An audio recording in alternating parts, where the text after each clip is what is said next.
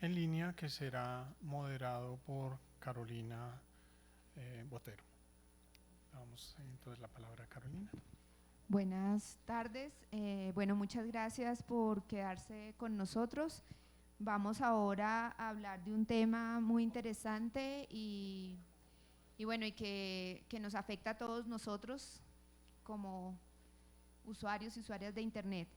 El tema es bloqueos y libertad de expresión. La idea de este panel es tener una discusión amplia sobre los aspectos técnicos y, bueno, y en derecho que supone los bloqueos en Internet. En primer lugar, yo arranco pidiendo mil disculpas y por supuesto con un sinsabor especial en la boca porque tenemos un panel de solo hombres. Pero habíamos invitado a 4 mujeres que son respectivas jefes de los caballeros aquí sentados y ninguna pudo venir, de modo que desafortunadamente terminamos con esto. Y lo digo porque sí es un compromiso, creo, por supuesto de la mesa, pero sobre todo en Carisma nos parece que a estas alturas del partido no es viable que tengamos espacios de discusión en donde no estemos presentes, y yo no me cuento porque soy la moderadora, pero dado que tengo el micrófono, pues seguramente haré más uso de él simplemente por ser la única mujer presente aquí adelante. Dicho esto, como hemos pactado una charla y esperamos poderlos incluir a ustedes, vamos a tomar tiempos cortos de presentación más del tema, porque nos interesa más entender en qué posición está nuestra audiencia, los que están aquí presentes, y qué les interesaría saber sobre este tema, y pues aprovechemos la variedad de sectores que están representados en esta mesa para hacer las preguntas.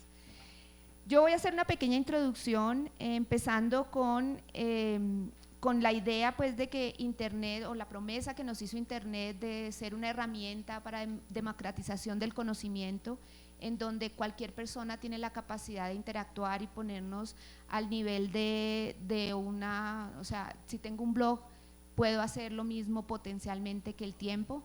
Sabemos, pues ya discutimos el tema de acceso y sabemos que hay una primera barrera de entrada que es el acceso, pero una vez estás dentro, había una promesa en Internet de crear una sociedad más democrática en donde todos pudiéramos participar.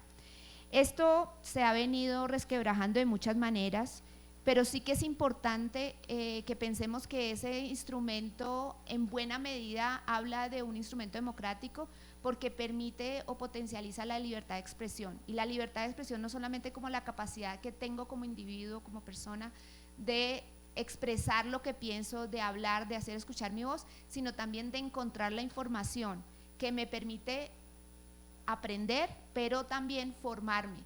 En épocas electorales, por ejemplo, qué tan importante es tener acceso a toda la información para definir mi voto. Entonces, la libertad de expresión entendida por esas dos vías. Un punto importante cuando hablamos de bloqueos es pensar por qué existen los bloqueos, y quizá también en el panel anterior ya se discutía un poco sobre cómo, lo dijo, si no estoy mal, Carlos Lugo, pues Internet no es más que el reflejo de una sociedad, y en la sociedad hay de todo. Entonces finalmente yo comparo Internet también, o para hablar de este tema en forma muy sencilla, con un cuchillo. El cuchillo que me sirve para cortar el pan en la casa también sirve para matar a alguien. Y eso es Internet, potencia lo bueno, pero también potencia lo malo. Lo hemos visto entonces desplegarse a medida que más personas entran a usar Internet. Hay un despliegue también de esa maldad o de esa parte que nos gusta menos del Internet, que tiene que ver con contenidos de violentos, de pornografía infantil, bueno, no se llama, yo le digo pornografía infantil porque es la forma como usualmente lo decimos, pero es contenido de abuso, material de abuso sexual infantil, que genera muchísimos problemas. Y en general los países, o sea, cuando hablamos de contenidos ilegales en términos generales, los estados, las personas, las familias, los grupos estamos preocupados por saber cómo podemos controlar que este material no se distribuya. Pero si la vida fuera tan fácil, pues tendríamos muchos menos problemas. El tema es que no todo es ilegal, y no todo lo que parece ilegal lo es, ni muchas veces, o muchas veces más bien, el uso que damos de determinadas cosas pueden cambiar la ilegalidad de un material, y por eso se me ocurre plantearles algunos ejemplos. La propiedad intelectual o la protección a la propiedad intelectual es una de las cosas que más preocupan en Internet, y sin embargo yo puedo utilizar la foto del presidente Duque para hablar de Duque, y eso es incluso una excepción al derecho de autor. Entonces, aunque haya una obra protegida por derecho de autor, aunque la use como aparentemente es una violación, el uso que le estoy dando está en una excepción al derecho de autor. Y por tanto, definir cuándo es o no ilegal requiere más que simplemente el uso de una obra protegida, requiere contexto, definición de intención y una cantidad de otras cosas. Algo similar está pasando hoy en día, por ejemplo, con material violento. A raíz de discusiones internacionales como Christian Church o incluso Charlie Hebdo, ha adquirido una dimensión importante en la discusión sobre material violento y de terrorismo.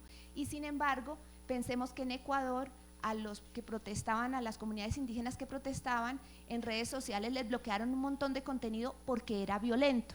Entonces, ¿cómo trazamos esa línea de ilegalidad? No es fácil, y no es fácil cuando planteo estos problemas, tampoco lo es necesariamente para los intermediarios. Sin embargo, ahí hemos llegado a una serie de acuerdos aparentemente internacional. Por ejemplo, en el caso del material de abuso sexual de infantil, mundialmente se reconoce que esto no debe circular y se ha tomado medidas para que eso no suceda, medidas efectivas y administrativas. Por cuenta de un contenido en el que todos estamos de acuerdo, no debería circular. Extender ese privilegio, llamémoslo así, a otros contenidos es peligroso. ¿Cómo lo hacemos? ¿Por qué? Es una de las preguntas.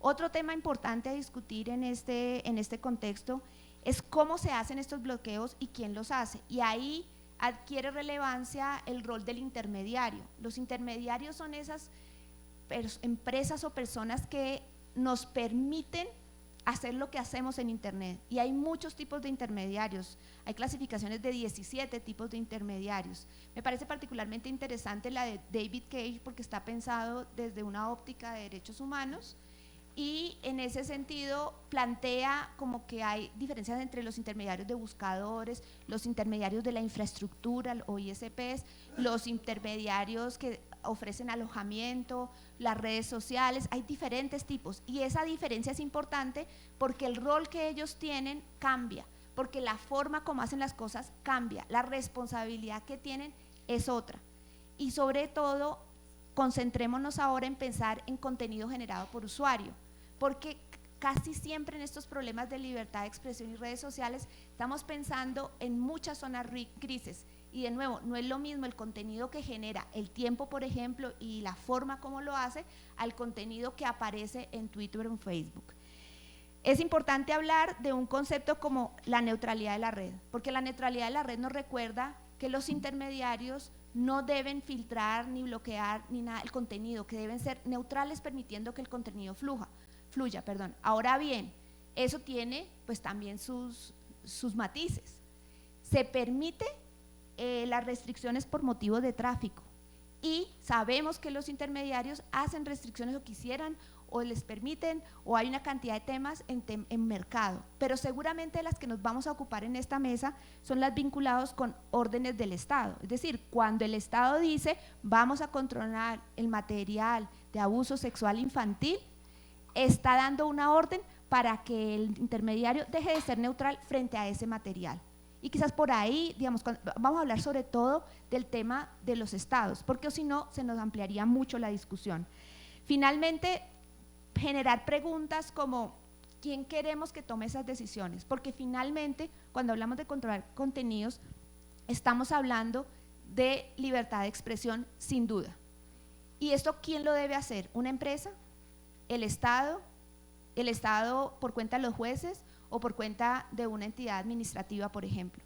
Esto tiene muchas preguntas porque nos obliga a pensar en quién está tomando la decisión, con qué criterios las toma y cómo toma las decisiones. Como ven, es un tema bastante amplio y yo creo que lo último que tenemos son soluciones acá. Lo que queremos es plantear los problemas, verlos incluso desde la óptica técnica, y por eso les voy a presentar brevemente a nuestro panel. Tenemos a Diego Acosta. Diego es profesor de la Universidad del Externado y ha trabajado mucho sobre el tema de control de contenidos. No está Natalia Guerra, pero está Emilio Santofimio, quien nos acompaña por parte de Telefónica, Gabriel Recalde por Google, Andrés Vélez de Red Papás y Carlos Ruiz, subdirector de Vigilancia y Control de Comunicaciones de Mintic. Vamos a empezar entonces nuestro panel con unas preguntas disparadoras que nos permitan ajustarnos dentro del perfil que cada uno de ellos representa, y hacemos una pequeña charla para luego salir con ustedes. Voy a ser estricta con tiempos para que nos alcancemos a charlar un rato con ustedes. Bueno, empecemos con Telefónica. Emilio, por favor. Tu pregunta sería: ¿cuál es el rol de Telefónica como ISP en el proceso de bloqueo de contenidos en Colombia? Muchas gracias, Carolina. Bueno, muy brevemente le agradezco a los organizadores por la invitación al evento. En efecto, vengo en representación de Natalia Guerra, que no pudo venir. Yo soy gerente de gestión legal en telecomunicaciones y competencia de Telefónica Movistar. Tomando la pregunta que hace Carolina, pues bien, el papel que tiene Telefónica es como ISP, y en ese sentido pues nosotros somos absolutamente respetuosos del marco legal y constitucional vigente, y partiendo de esa premisa nosotros respetamos los derechos de los usuarios y muy especialmente el de la libertad de expresión. Pero también pues somos una empresa que provee servicios en un marco de vigilancia y control, y en ese sentido nosotros debemos acatar las órdenes que nos imponen las autoridades administrativas, en su mayoría, que son los temas de contenido de abuso sexual infantil, contenido de juegos ilegales de suerte y azar, y también el contenido pues que se considera ilícito por parte de autoridades jurisdiccionales o administrativas, que también han proferido órdenes y nos obligan a generar bloqueos adicionales a los que están establecidos en esa normatividad muy particular y muy propia del sector de tecnologías de la información y las comunicaciones. En ese sentido, nosotros pues siempre hemos sido unos defensores de la neutralidad de la red. Como bien lo decía Carolina, para nosotros es fundamental que pueda haber un libre flujo de información y que ésta solo sea bloqueada, y así lo hace Telefónica, cuando esa información sea catalogada como ilícita, porque además pues, somos vigilados y tenemos visitas permanentes de las autoridades sectoriales en donde nos vigilan cómo hemos hecho esos bloqueos de cara a nuestros sistemas en la compañía. Y adicionalmente, pues nosotros, para ser muy transparentes con los usuarios que hemos hecho, tenemos en nuestro centro de privacidad y de seguridad una explicación para que cualquiera pueda acceder a través de nuestra página web a cuáles son las políticas de bloqueo y cuáles son las políticas de protección de datos personales de la compañía. Entonces, eso es como el funcionamiento del marco muy general que nosotros tenemos. El ministerio nos envía unos listados permanentes y de forma periódica que se actualizan. Tenemos un área de la compañía, una persona especialmente dedicada a revisar cuáles son los listados de esos dominios catalogados como ilícitos, y entran a ser parte de un bloqueo a través de una implementación de red, de unos parámetros técnicos que tenemos para que los usuarios no puedan acceder a los mismos. Cuando acceden a un contenido de esa naturaleza, son redireccionados a un aviso en donde les dice que ese contenido ha sido bloqueado por parte de una orden administrativa o judicial. En términos generales, pues así es que funciona, y así es el rol que nosotros hemos asumido dentro de la compañía para dar cumplimiento a la ley, al marco normativo vigente, y asimismo para garantizar la libertad de expresión y el principio de neutralidad de red. Muchas gracias. La siguiente pregunta es para Google, para Gabriel. ¿Cuál es la tensión que sufre un intermediario a la hora de remover contenidos generados por usuarios que puedan ser ilegales? Bueno, antes que nada, gracias a los organizadores por poner en su lugar este evento. Es mi primera participación en un foro de gobernanza en Colombia. Si bien vivo hace 2 años acá en el país, yo estoy más que nada encargado de lo que es políticas públicas y relaciones con gobierno en Centroamérica y Caribe. Entonces, nada, también para contarles que quizá voy a hablar un poco más de los mecanismos generales y globales de Google y no tanto de los casos colombianos, en el que no tengo tanta experiencia, ¿no? Creo ahí, Caro, que vos diste una muy buena introducción sobre qué es un intermediario y cuál es el rol que tienen, ¿no? en este proceso y en el crecimiento de Internet. Los intermediarios, valga la redundancia, son las empresas o los actores que proveen servicios de intermediación entre actores que generan contenido y actores que quieren acceder a contenido, ¿no? Son los que están en el medio. Y como dijo Carolina, hay una gran cantidad de diferentes tipos de intermediarios. Están los intermediarios de acceso a Internet, como pueden ser los proveedores de infraestructura, están los intermediarios que proveen servicios de alojamiento de contenido, servicios de hosting, están los intermediarios que proveen servicios de indexación de contenido, como puede ser un buscador, o que alojan contenido y permiten la interacción entre personas, como puede ser una red social, como en el caso de Google, YouTube, ¿no? Y el crecimiento de Internet en los últimos 20 años ha sido posible gracias a los intermediarios, ¿no? Porque han permitido convertir Internet en la herramienta de comunicación más poderosa de la historia. Y ha posibilitado el ejercicio de uno de los derechos humanos más fundamentales, que es el de la libertad de expresión. Y es acá donde vemos que surge la primera tensión, ¿no? ¿Cuánta expresión es demasiada expresión? ¿Y cuáles son los límites que tiene que tener la libertad de expresión? Porque, como bien decía Carolina, Internet masifica y pone en evidencia la tensión entre la libertad de expresión y otros derechos, ¿no? Y acá está la dificultad que a veces tienen las plataformas para navegar esos límites y para determinar los límites, para determinar esos límites y navegarlos, ¿no? Y hay límites que son más claros que otros. El ejemplo quizá más concreto es el de material de abuso sexual infantil, ¿no? Del cual entiendo se va a hablar mucho hoy.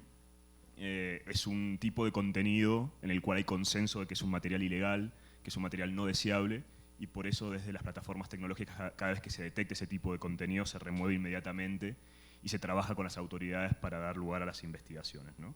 Incluso desde la industria se han elaborado soluciones tecnológicas para poder identificar de forma automáticamente cuando un contenido identificado como tal se vuelve a subir y se ha removido inmediatamente. Es una solución que desarrolló Microsoft, se llama PhotoDNA básicamente, en el cual a una imagen de abuso sexual infantil se le imprime como una huella digital, se comparte en una base de datos a la cual es accesible por el resto de las empresas.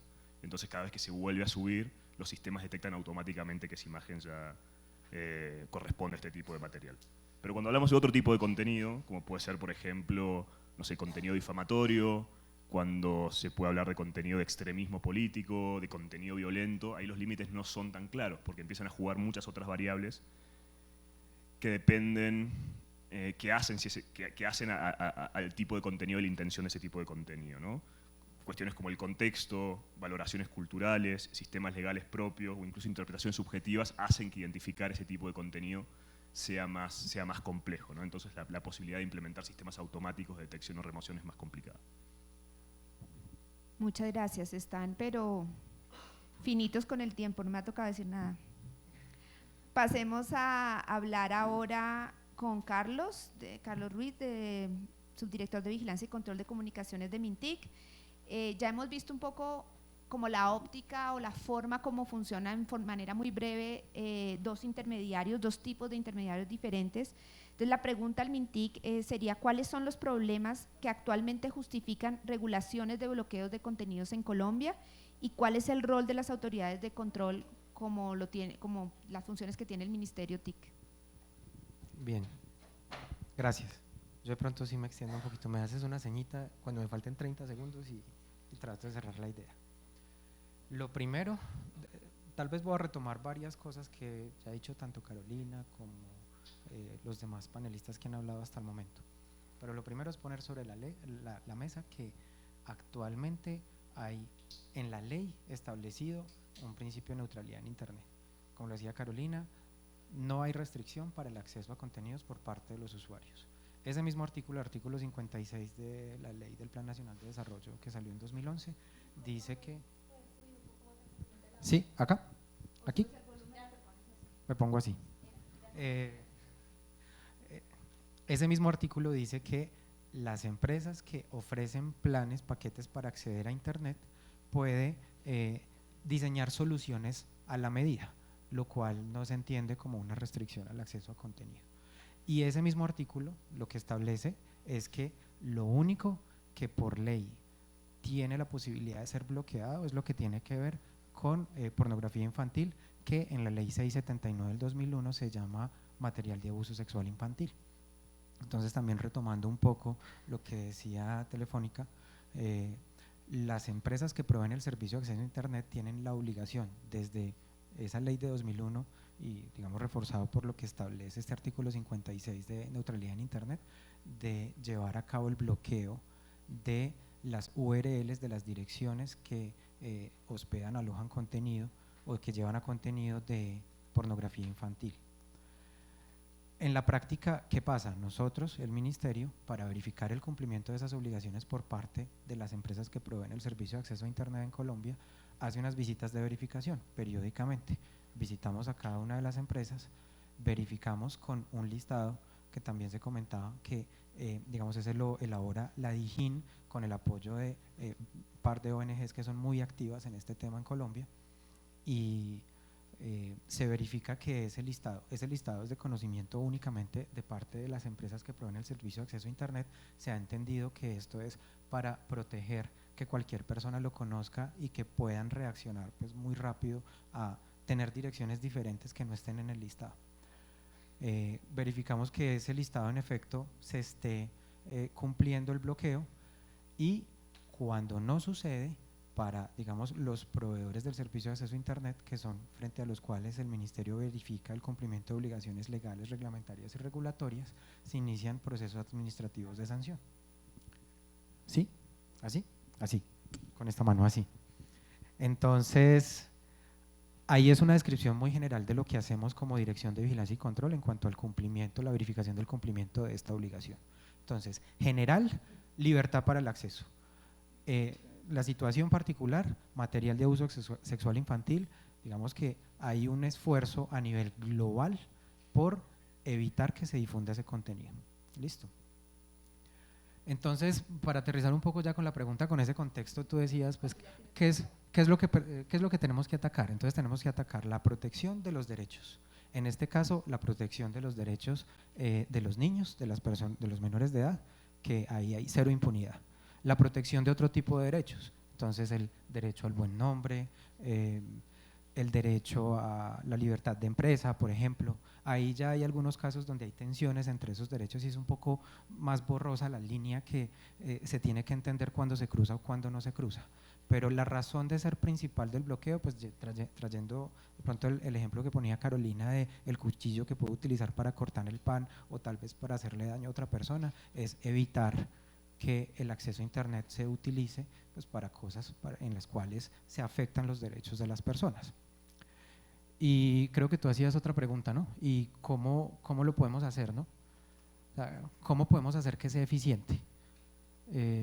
¿Sí era así? ¿Cuál es el rol de las autoridades? El rol de las autoridades.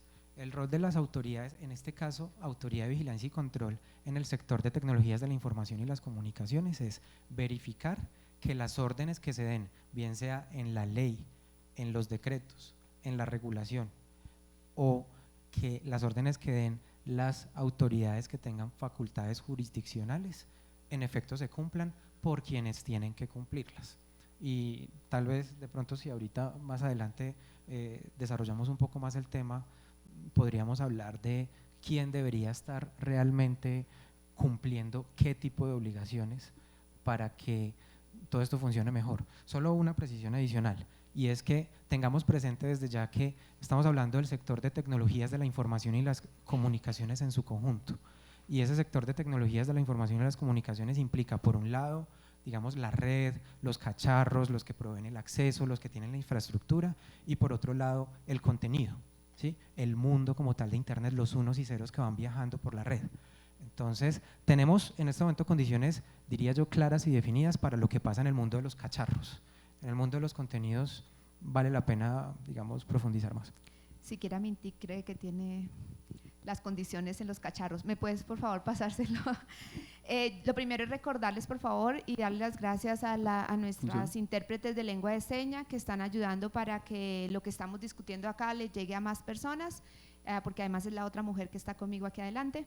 Pero eso significa que, por favor, tenemos que hablar duro y despacio con claridad, porque ella hace una labor de traducción que requiere que nosotros actuemos en concordancia. Entonces, la siguiente pregunta es para Red Papás, o sea, para Andrés. ¿Cuál es el rol de la sociedad civil en el proceso de bloqueo, en este caso en el tema de material de abuso sexual infantil? Y una pregunta muy concreta, si puedes alcanzar a responderla, es si este proceso incluye alguna evaluación y mitigación de riesgos, como por ejemplo evitar censura. Gracias. Yo en primer lugar quisiera hacer un brevísimo recuento de por qué estamos aquí. Y es básicamente, a lo largo de la historia no ha habido conciencia realmente sobre los derechos de los niños y adolescentes.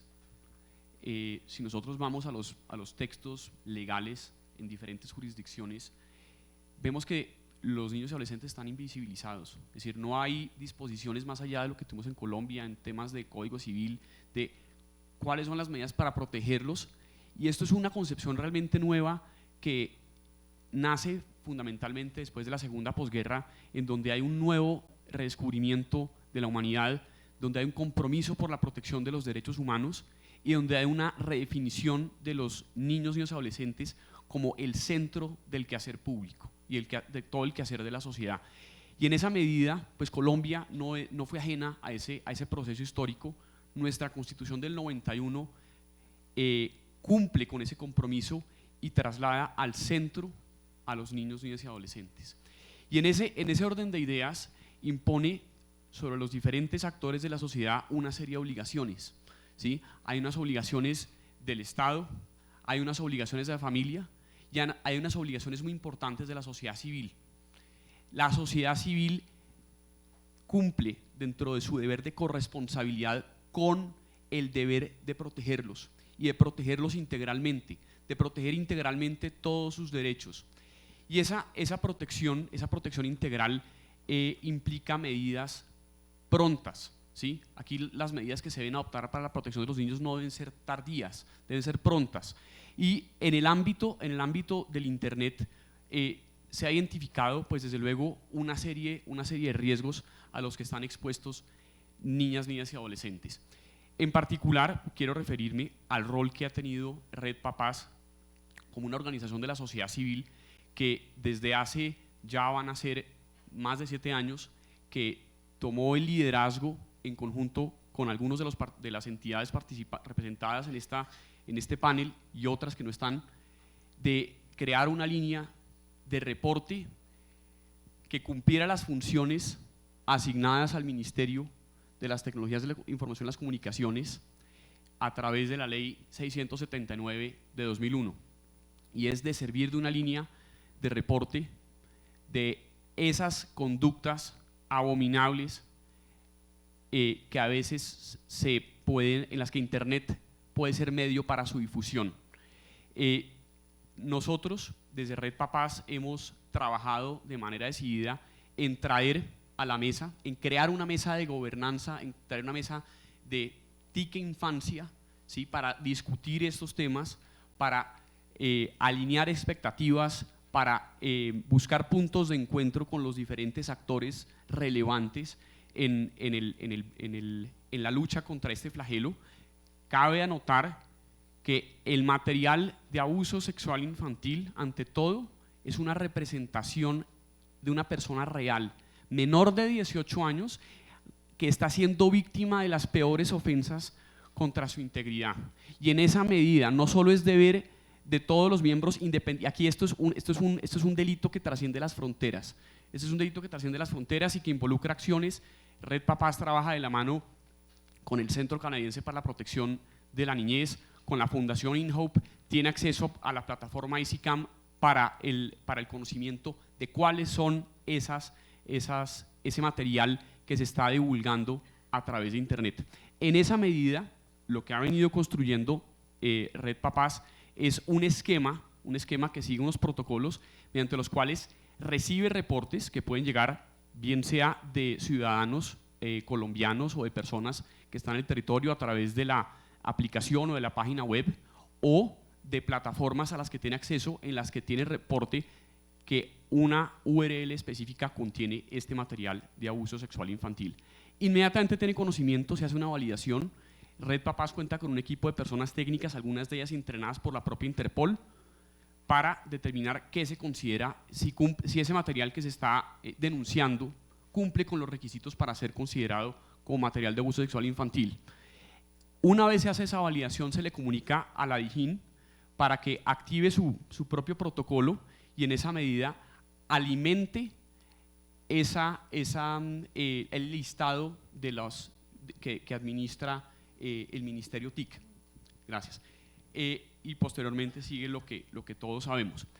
Frente a la segunda pregunta, específicamente aprovechando este minuto, quisiera decir, nosotros hacemos una valoración y actualmente les puedo decir que de las 19.067 URLs que están reportadas en el listado, 18.318, es decir, el 96% provienen de Te Protejo. Sobre si debemos hacer una evaluación para saber si estamos siendo demasiado invasivos, si las medidas que se han adoptado, yo creo que conviene siempre revisar con los actores cuáles son los mecanismos tecnológicos más adecuados para hacer frente. Pero este es un tema de la mayor importancia y ante todo debemos hacer todo lo que está a nuestro alcance para confrontarlo. Gracias. Vamos a cerrar la primera ronda de preguntas con el profesor Diego Acosta, de la Universidad de Externado, y nuestra pregunta sería, tomando como ejemplo el derecho de autor, ¿cuáles son los retos que representa en Internet la tensión entre proteger el derecho de autor y la libertad de expresión? Bueno, primero que todo, muchas gracias a la doctora Carolina Botero y a todos los organizadores de este evento por propiciar este foro para la discusión de esta importante temática. Al igual que mis colegas, también me siento complacido de estar aquí presentes con ustedes. Voy a tratar de ser muy breve para responder a su pregunta. Primero que todo, quisiera empezar diciendo que tanto el derecho de autor como la libertad de expresión son considerados bienes de extremada importancia para los ordenamientos jurídicos a nivel mundial. Tanto la libertad de expresión como la protección de las obras literarias, artísticas y, en términos más generales, las creaciones del espíritu, tienen la categoría de derechos humanos, reconocido así por la Declaración Universal de los Derechos Humanos, y también la categoría de derechos fundamentales, reconocido así por nuestra Constitución Política.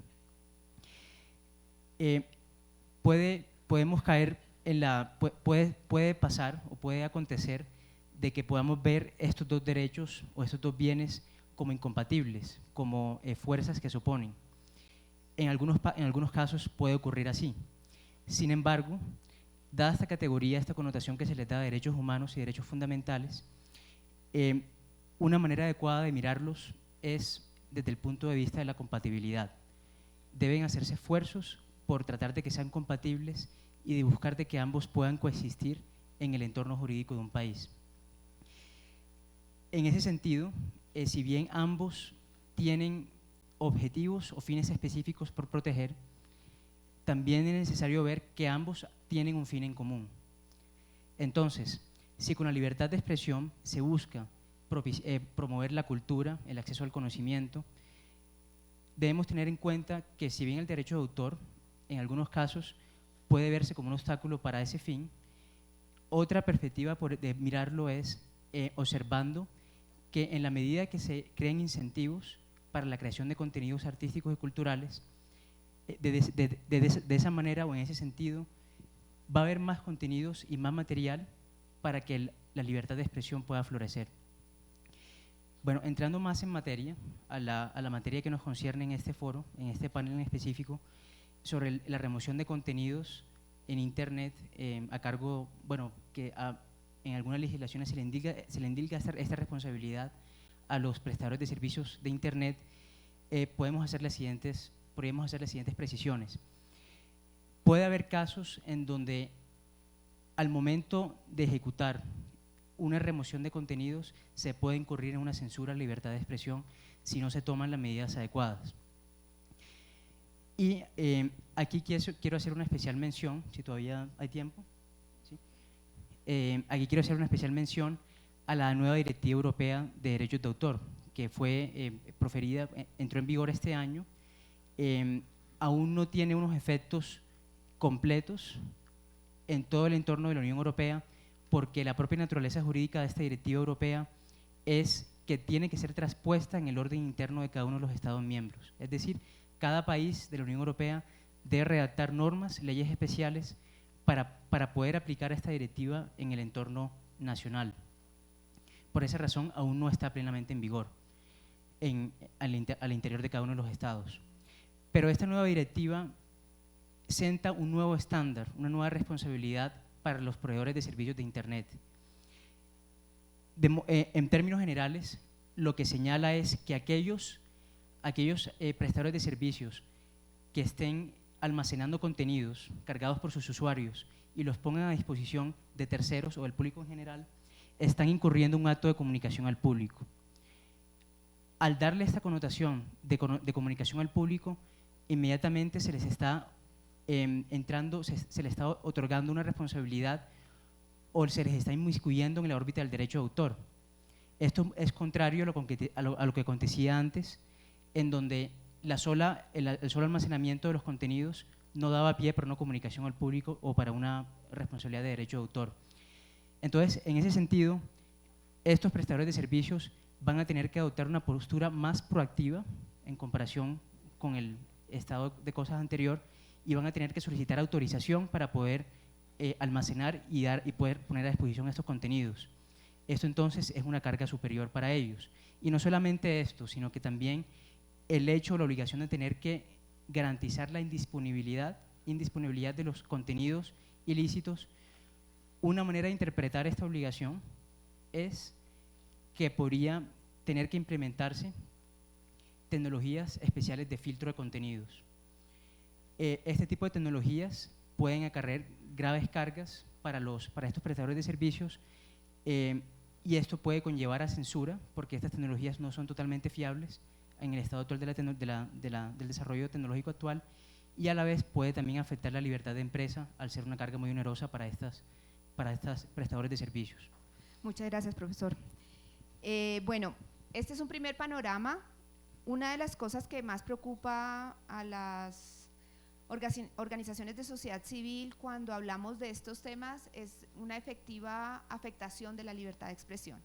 Entonces, en la siguiente ronda, ustedes elijan si me responden cómo evitar posible censura o ejemplos concretos sobre problemas que afectan a las personas por libertad de expresión que esté vinculado con limitaciones técnicas. Y quisiera dar el contexto para propiciar las respuestas de ustedes. Por ejemplo, en el caso del material de abuso sexual infantil, en un reciente foro nos enteramos que en uno de estos listados que llegaban del ministerio hace varios años, que llegaban uno de estos listados, en una de esas URLs, porque imagínense, hay 19,000 y pico de URLs bloqueadas, venía una URL correspondiente al Polo Democrático.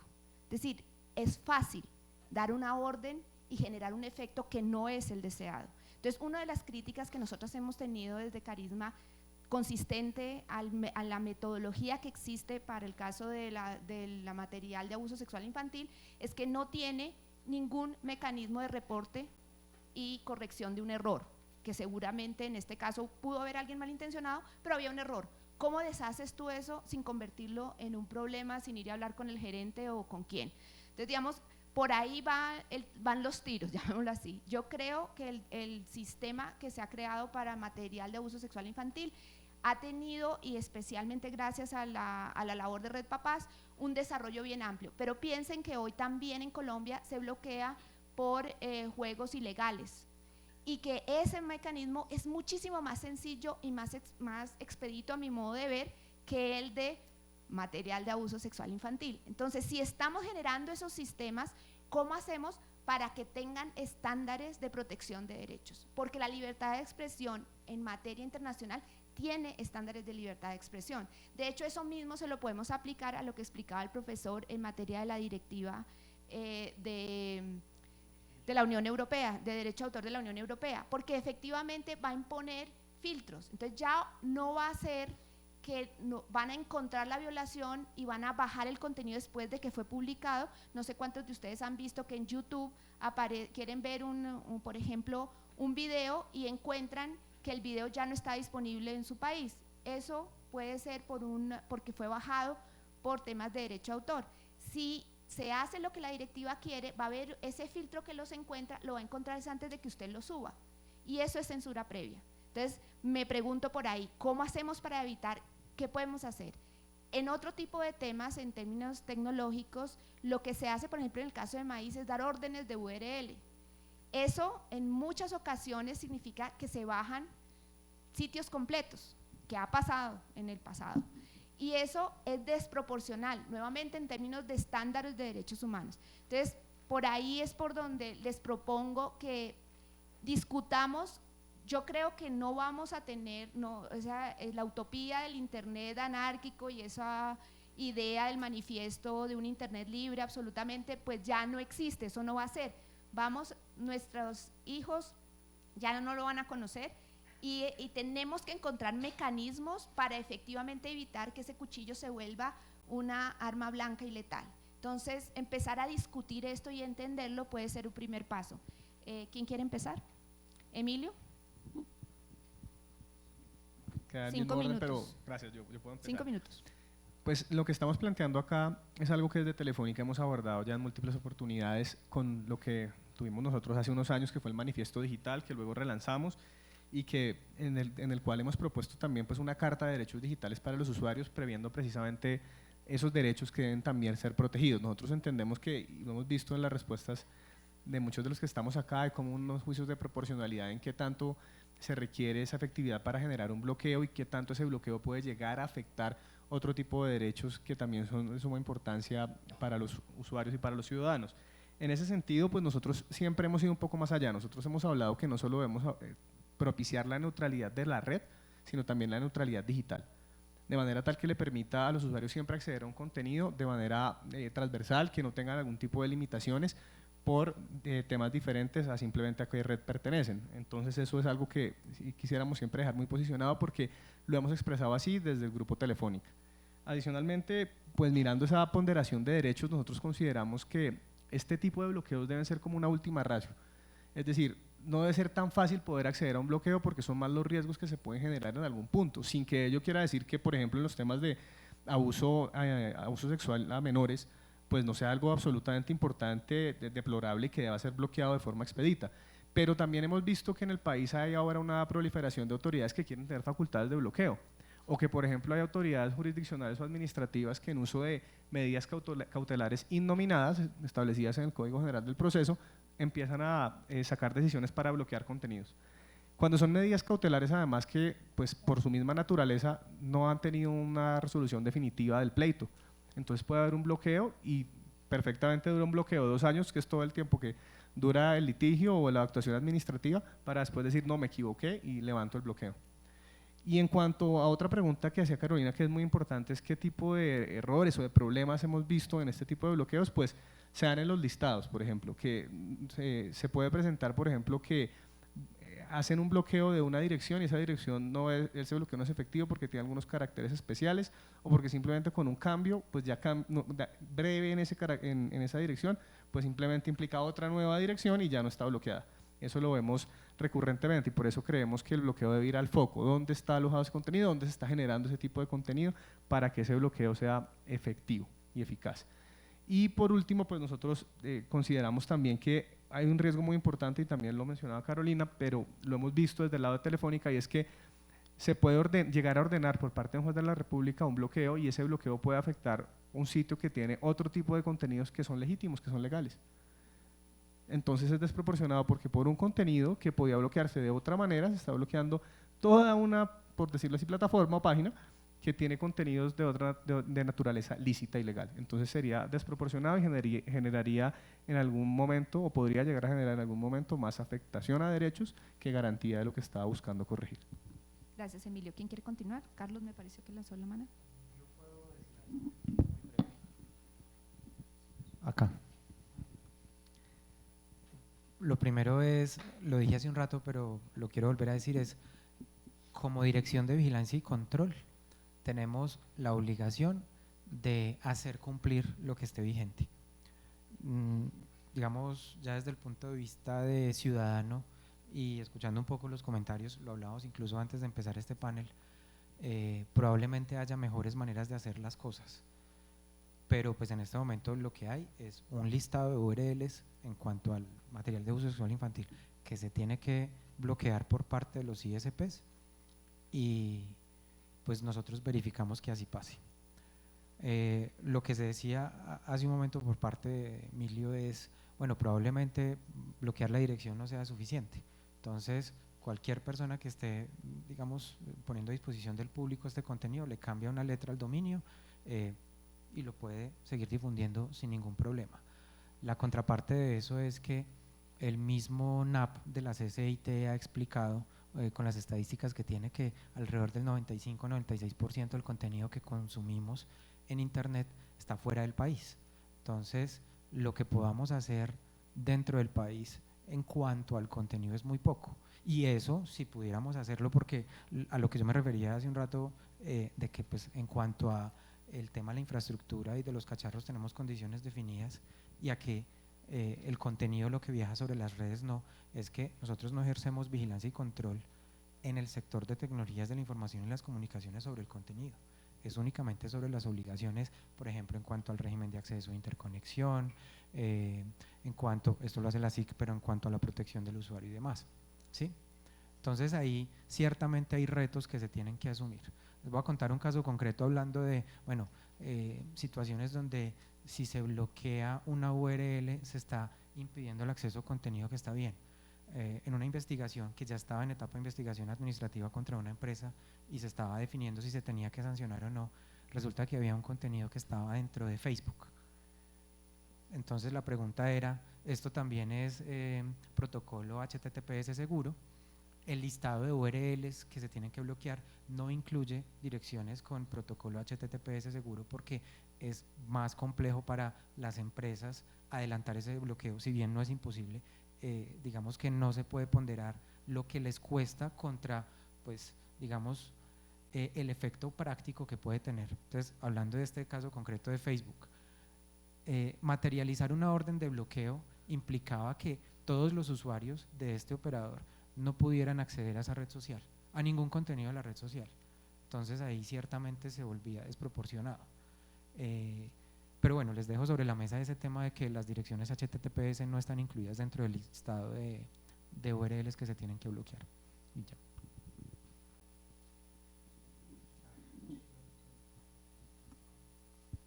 Yo, si me permiten, tomar quizá un poco tu primera pregunta, Carolina, de qué mecanismos hay o qué se puede hacer para evitar estos casos de censura, y tomando un poco los ejemplos internacionales, quisiera traer a la discusión esta idea de los puertos seguros, ¿no? De la limitación de responsabilidades intermediarios, que es un principio que está ya establecido en varias legislaciones a lo largo del mundo y que de hecho la directiva europea es lo que viene un poco a poner en entredicho, ¿no?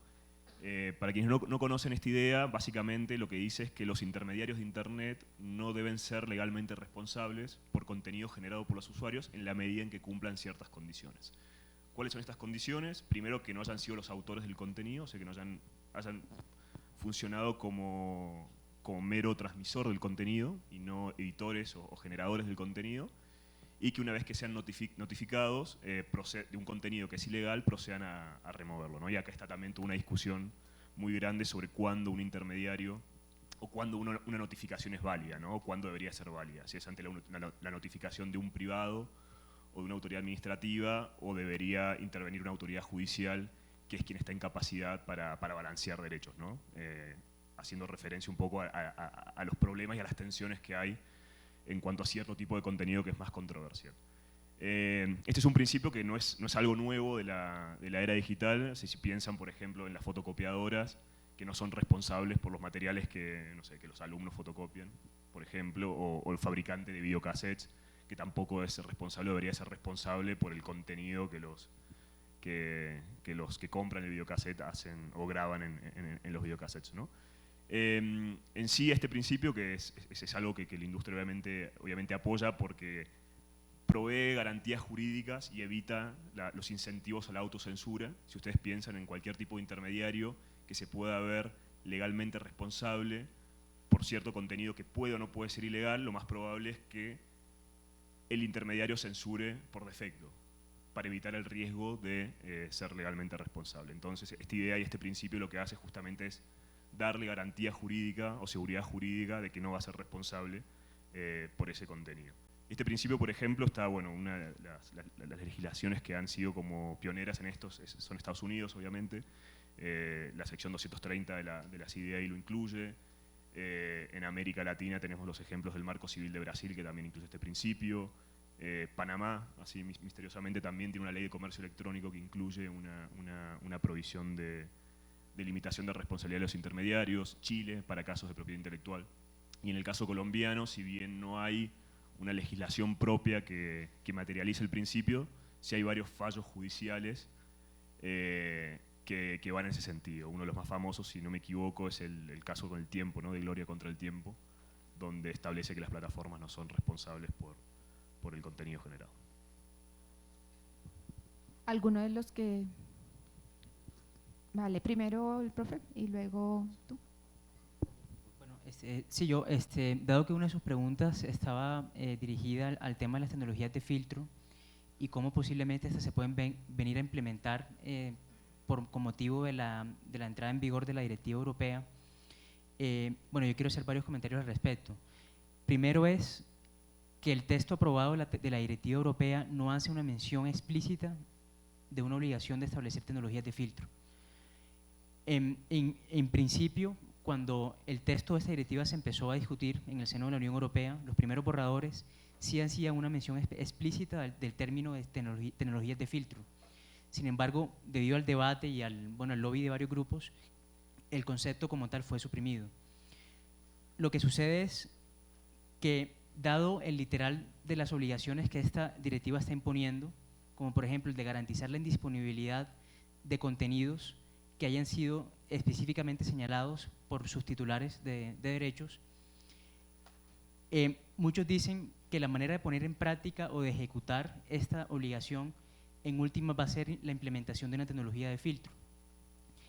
Pero esto entra se contrapone a lo que el propio Tribunal Europeo ha sostenido en su jurisprudencia, porque el Tribunal Europeo de la Unión Europea, el Tribunal de Justicia de la Unión Europea, en reiteradas ocasiones ha sostenido que el hecho de imponerle a un prestador de servicios de Internet la carga de establecer una tecnología de filtro, eso equivale, primero, a una obligación de monitoreo que, como Gabriel estaba mencionando, bajo el sistema existente, que puede denominarse como el de Notice and Takedown o como de notificación previa y eliminación de contenidos, esas obligaciones de monitoreo están prohibidas, porque se entiende que ese tipo de obligaciones imponen una carga demasiado onerosa para los prestadores de servicios de Internet.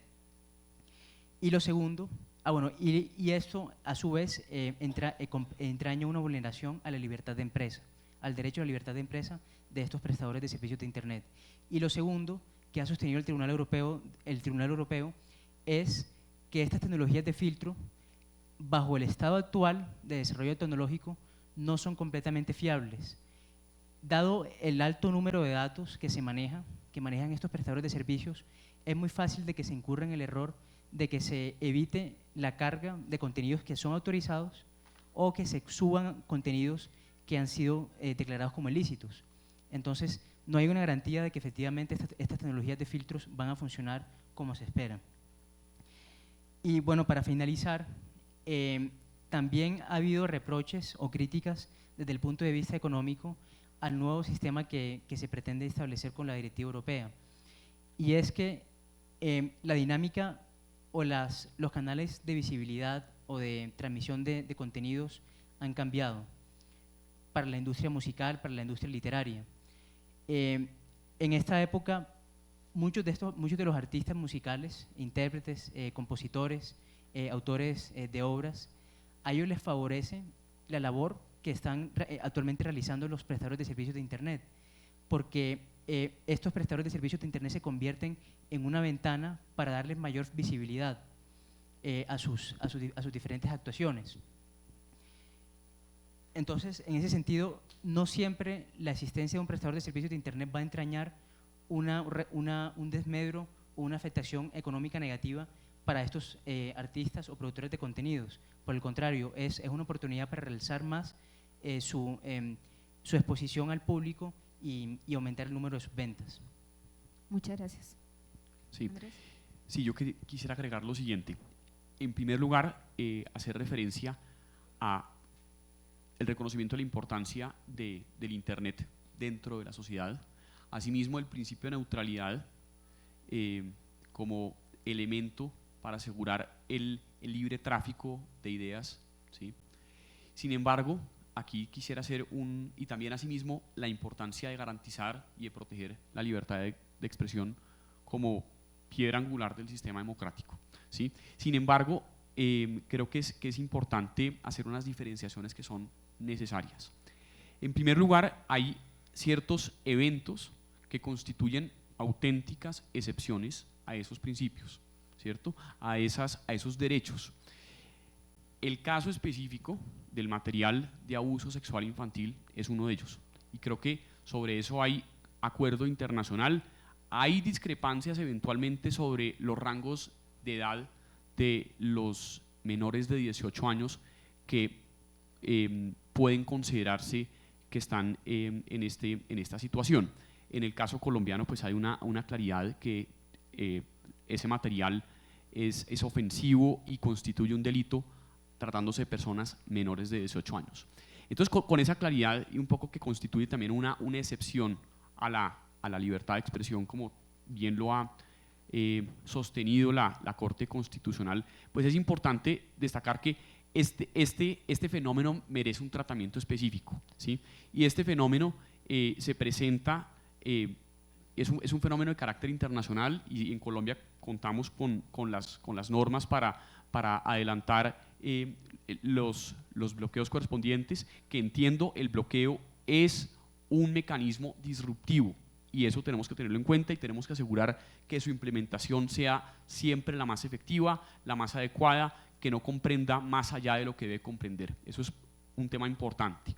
Y que además que el bloqueo es una medida que es importante porque en Colombia impide que personas accedan a esos contenidos. Desde luego, cualquiera me dirá, existen otros mecanismos, otras formas mediante las cuales yo puedo hacer trampa un poco a eso y puedo accederlo. Pero es importante que se prevenga el acceso, porque el solo conocimiento de ese contenido en sí mismo constituye una ofensa y una forma de afectar gravemente derechos de esta población sujeta a especial protección constitucional.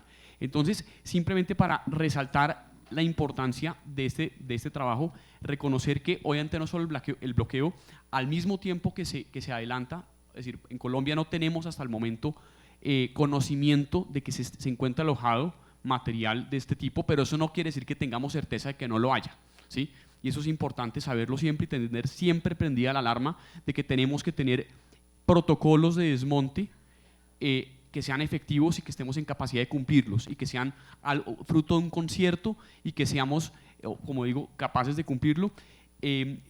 Asimismo, quisiera agregar que al tiempo que en Colombia se está bloqueando el acceso a ese contenido, se está asimismo informando a otras autoridades en las jurisdicciones de origen donde se encuentra alojado ese material para adelantar los trámites de remoción de ese material. Eso creo que es también muy importante que lo tengamos en cuenta, y simplemente quisiera hacer una diferenciación entre la gravedad y el compromiso internacional consignado en diferentes instrumentos, entre ellos ahora que Colombia forma parte del Convenio de Budapest, recordar que es algo que tiene un estatus específico, ¿sí? Hay otras ofensas, otras conductas que no revisten la misma gravedad dentro de nuestro ordenamiento, y que nosotros sí debemos reevaluar cuáles son los mecanismos más idóneos para hacerles frente. Y creo, sí, que el bloqueo es una medida disruptiva y no se puede tratar con la misma medida una conducta que tiene el grado de ofensa que tiene el material de abuso sexual infantil a un juego de azar. Eso es algo que tenemos que tener claro y que debe ser un patrón para seguir adelante hacia un acuerdo que sea protector de los derechos de los usuarios de Internet, pero también protector de las niños, niñas y adolescentes. Yo estaría totalmente de acuerdo contigo, pero la legislación colombiana nos contradice. No, de acuerdo. Adelante, por favor, Carlos. Es que quiero puntualizar una cosa que me pareció importante al inicio. Se decía que hay unas diferencias, digamos, en lo que se entiende por mayoría de edad. Solo decir que aquí en Colombia son 18 años, pero que todos tengamos claro, en otros países en algunos países se considera que una persona deja de ser menor de edad a los 16. Entonces, aquí somos más exigentes que otros países. Simplemente quería como poner eso sobre la mesa. Pero lo otro que también valdría la pena, no sé si lo podamos abordar acá, ustedes qué opiniones tienen, es una cosa es, digamos, perseguir al que provee el acceso a Internet, que en algunos casos, por favor, esto es una opinión meramente personal, en algunos casos diría que es el que menos velas tiene en este entierro, ¿cierto? Emilio está feliz de que yo haya dicho esto. Pero otra cosa es el delito en sí mismo, y tenemos diferentes autoridades en el país para, digamos, investigar y eventualmente sancionar y perseguir este tipo de conductas, son distintas. Entonces, poner eso sobre la mesa. Entonces, las empresas que proveen el acceso a Internet, por lo menos quienes lo hacen en el marco de la legalidad, tratan de ser diligentes en cuanto al cumplimiento de las normas, pues digamos no son infalibles, a veces incumplen y tienen consecuencias frente a esos incumplimientos. Pero la otra cosa es digamos, cuando se valora el grado de culpabilidad de una persona que, por ejemplo, está poniendo a disposición un contenido que realmente es ilegal. Entonces ahí, digamos, eso vale la pena pensarlo. Muchas gracias. Y solo otra cosita, lo que podemos hacer, y de hecho hacemos desde el ministerio, específicamente en lo que tiene que ver con la función que tenemos o la facultad que ejercemos, es prevenir. Entonces, no sé si ustedes han visto, en cuanto al bloqueo de URLs, si han visto las redes sociales, por ejemplo, de la directora de Vigilancia y Control, del ministerio, la ministra, el viceministro, se está sacando adelante una campaña para que las empresas sepan cuáles son las obligaciones que tienen que cumplir respecto de lo que dice la ley 679 de 2001, cuanto al bloqueo, obligaciones de información a sus usuarios y demás, pues para que por ahí podamos empezar y con, digamos, incrementar los niveles de cumplimiento de estas obligaciones, podamos seguir viendo cuál es el próximo paso, como una especie de análisis de causa raíz. Ataco una situación, pues cuando ya esa situación está solucionada, pues florece otra que después como Estado, como multi-stakeholder, tendremos que ver cómo atacaremos. Espero que eso nos permita ver otros derechos, o sea, porque sin duda el derecho de los niños nadie lo cuestiona,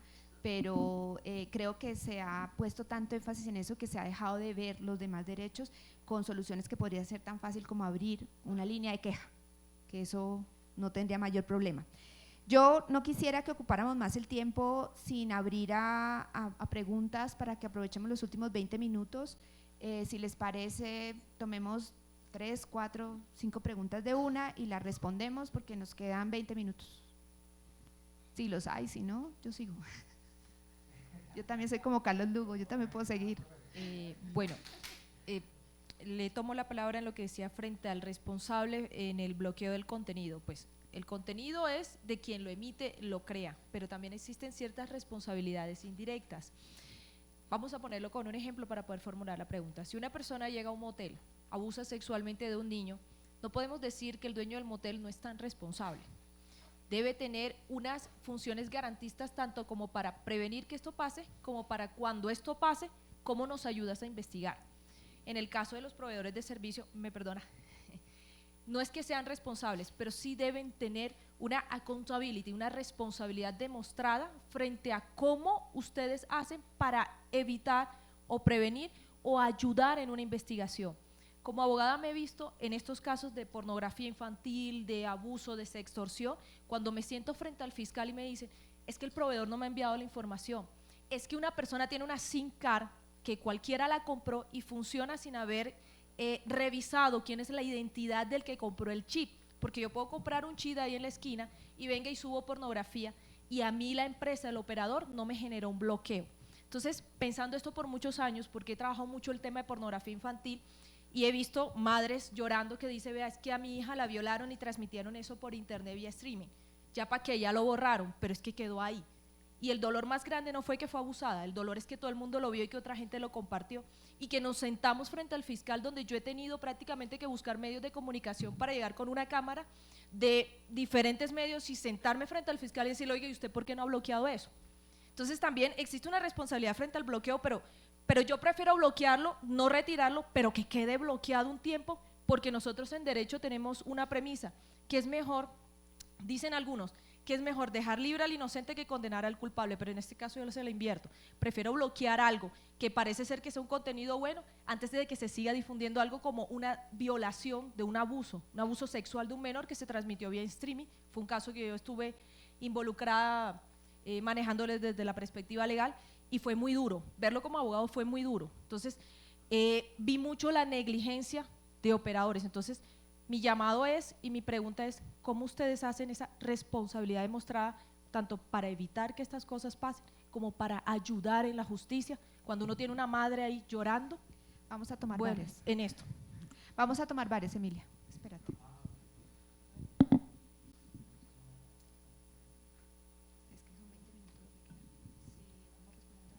Gracias. Yo creo que está clarísimo en la discusión de que el derecho a la libertad de expresión es un derecho que no es absoluto y que pues digamos que tiene sus limitaciones en los casos en los que mencionamos de material de uso sexual infantil o incluso otro tipo de contenidos que pues ya será el caso concreto el que dirá qué derecho prima más. La pregunta que tengo puntual, bien sea para cualquiera de los panelistas, incluso la moderadora o el público, es ¿de qué otra forma se puede garantizar el derecho a la libertad de expresión cuando es cercenado por otro tipo de actor, por ejemplo del Estado, por ejemplo un funcionario de gobierno? Y pongo un ejemplo puntual. Un funcionario de gobierno, sea un político o sea cualquier tipo de funcionario, bloquea a un usuario en Twitter, por ejemplo, para evitar sus comentarios. Cuando él lo hace, no lo hace con la intención de bloquear el mero comentario del usuario, sino que como el usuario de pronto está controvirtiéndole la información que él publicó, que puede estar falseada, que puede estar tergiversada, y los demás usuarios van a ver, es decir, esa contraparte que el ciudadano está planteando, a él resulta muy efectivo bloquearlo porque de esa manera yo creo que las demás personas no ven ni siquiera el comentario del ciudadano. Entonces, ¿qué instrumentos jurídicos podría haber para evitar que autoridades públicas, sobre todo, puedan hacer este tipo de prácticas e incluso qué instrumentos técnicos? A mí se me ocurre que así como Twitter tiene un sistema de verificación de perfiles de personalidades públicas, que son cantantes, que son políticos, bueno, en fin, se pudiera hacer también que las personas que tienen la connotación de ser políticos no puedan, digamos, bloquear personas. Es decir, gracias. ¿Una más? ¿Alguien? Allí.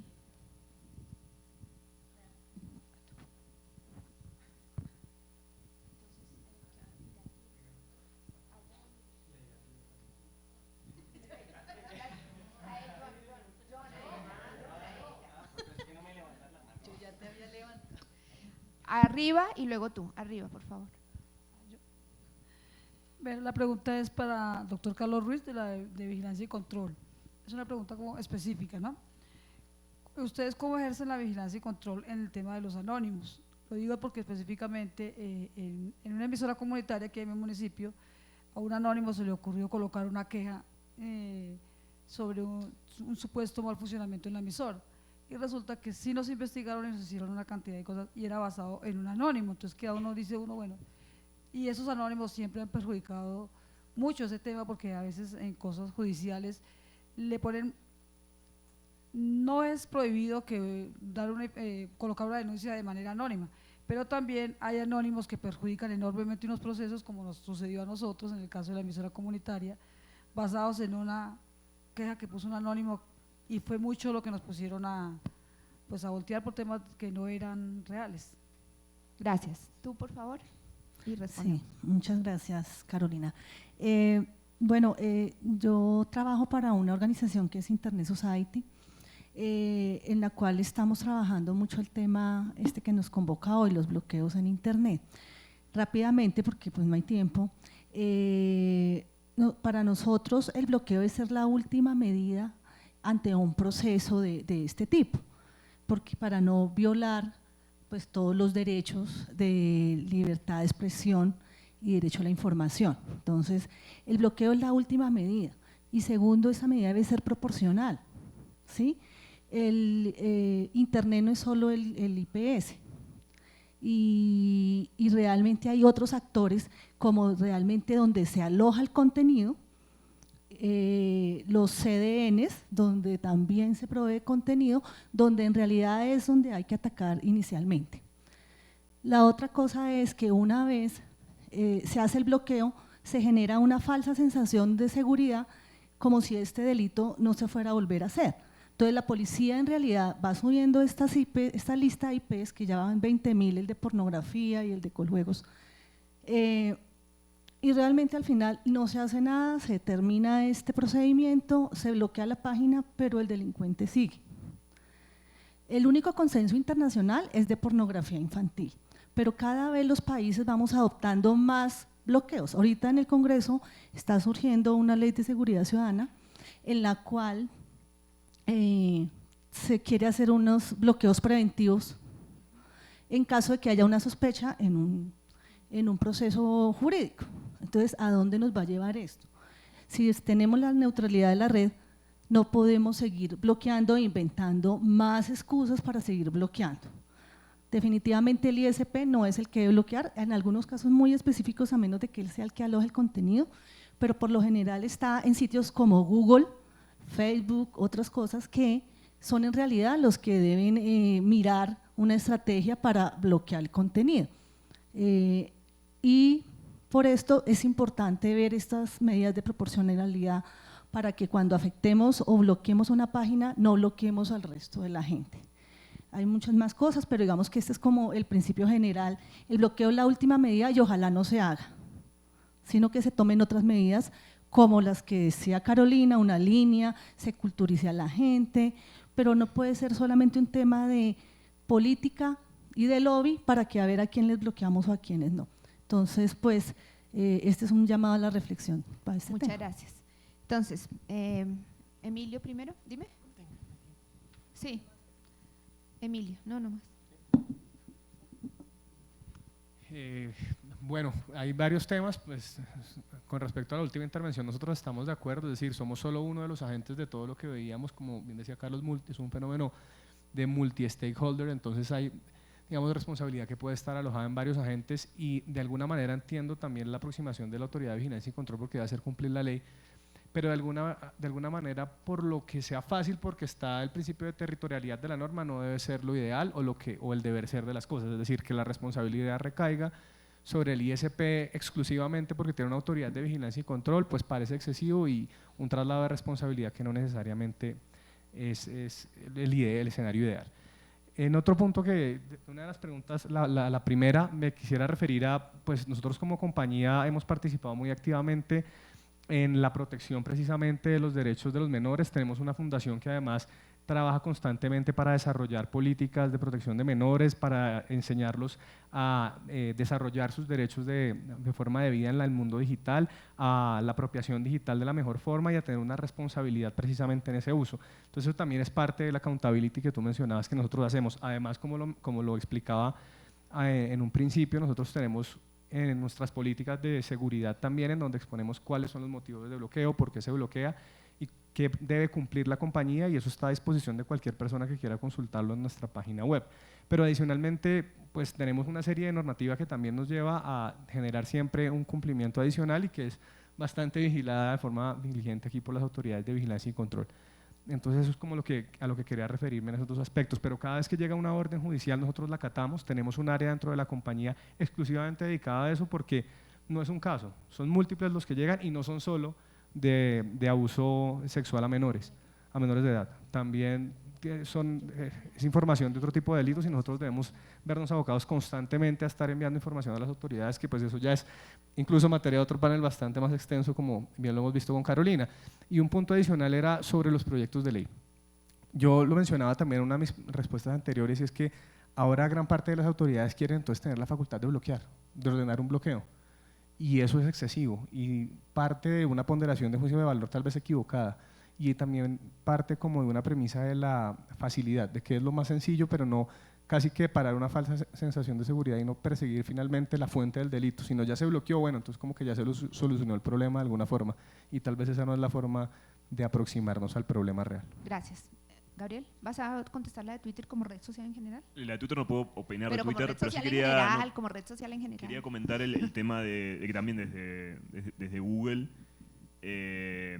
hay una responsabilidad global de no permitir material de abuso sexual infantil en nuestros productos. Por eso, proactivamente, cada vez que identificamos o que algún contenido de ese tipo se está compartiendo a través de nuestras plataformas, se remueve globalmente y también se coopera con las autoridades se cancelan las cuentas y se coopera con las autoridades para ayudar en las investigaciones pertinentes. Además de eso, también trabajamos en soluciones técnicas y tecnológicas para que ese contenido no se pueda subir, y también en programas educativos para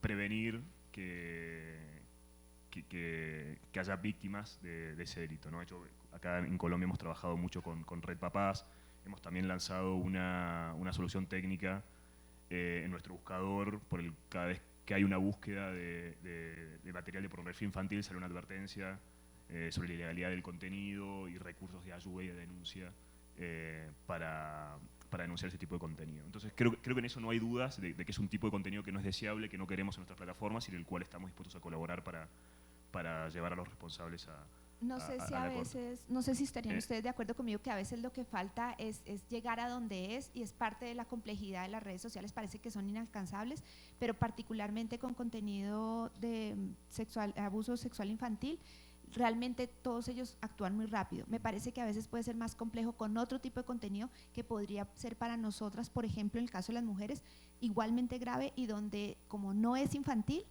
puede ser más complicado, que tú decías extorsión, que a mí no me gusta mucho esa palabra, pero bueno, ejemplo. Quisiera, por ejemplo, comentar, para unirla ahí con Twitter, y me perdonan, voy a contestar esa entonces, ya que Gabriel no quiere.